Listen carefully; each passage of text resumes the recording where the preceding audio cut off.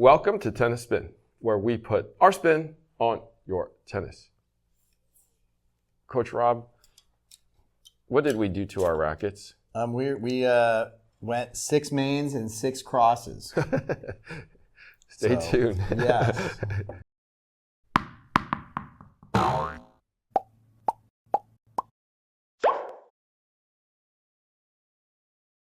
right, ready?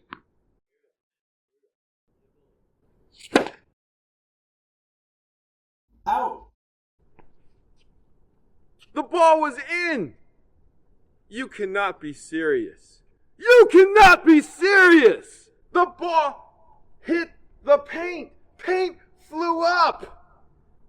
Did you not see that? Are you blind? You need an eye doctor. You cannot be serious. Oh, wait. I have SwingVision. The ball is in.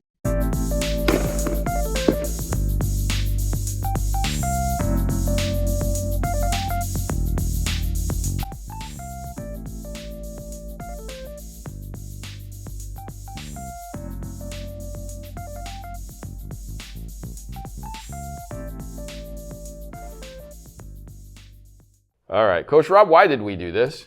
So I have one. I have one that I strung up with 8 mains and 8 crosses. So there's a little bigger sweet spot. The ball still goes through, and it's a great training aid for people that like to potentially look up off the ball, and need something to give them a little extra incentive to watch the ball a little bit longer to find the sweet spot. So you and I had the Tennis Channel on at the same time, not in the same place, but we both saw, I think it was Hogarun and Alcaraz playing, and they brought out, and I don't remember if it was 6, 8, or what their racket was, but they were basically using the same philosophy, same similar string pattern, and they were playing, I think they played a tie break, and it was fun watching them play it, and so you and I were then talking about it, and Harry's like, well, I can string that. And I'm like, okay, it's not fun nodding on the sides and not fun nodding at the tops because those holes aren't big enough. You got to awl it out and make it big enough to get 2 strings through. So you and I have been talking about a racket. You have a racket like this that has 8 and 8, like you said, and you've shown it to me in the past. I've kind of like, we'll do it someday. And I feel like it's been 5 or 6 or 7 or 10 years later now. And I think because Alcaraz and well, we saw him do it in the room, and then we were like, wait a minute. They just took our idea. I know, it could have been our idea. We would have just did it first. And I took the idea from someone else. So Jim? Yeah. Okay. So I he had strung one up like that, and we used it way back in the day. And so I just kind of copied the idea. That's Jim Badillion. And then Pat Anderson actually brought it up to me at some point too. He had one like this. So, it's kind of a disciple thing. It's a good training tool. It's a good training tool. I've never hit one like this. I'm actually trying to spread out the strings just to see how far I can get with this. But this is going to be interesting. Let's go try it.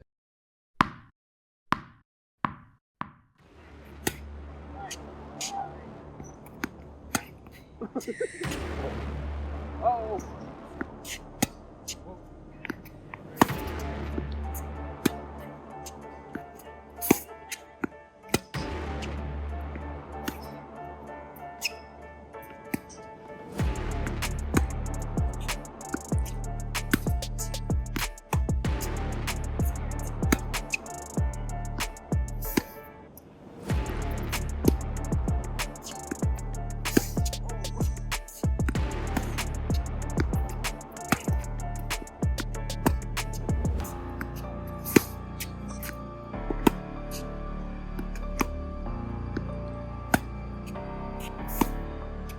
Oh man, it's freaking cold outside. My freaking head is like steaming right now, I think.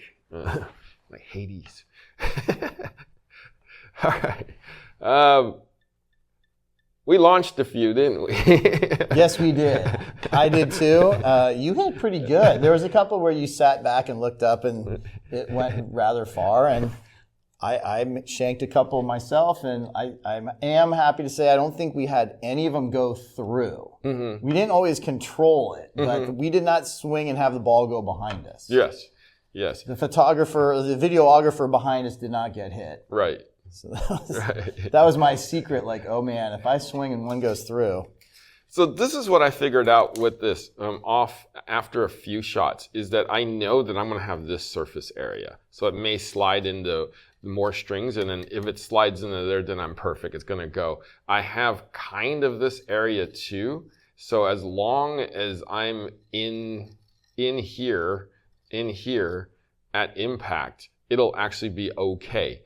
It's when I think I'm here, and I'm like you said, looking at the bird, is when it actually starts taking off. Because by then I'm hitting it more flushed, and then my angle's like this, and then it just kind of that way. Right. But it's hard. But the more you do it, though, the more your body figures out where you're supposed to contact the ball. Correct. Well, and it re-emphasizes keep your head down. Right. True. Yeah. And I was pretty shocked that I didn't clear one through.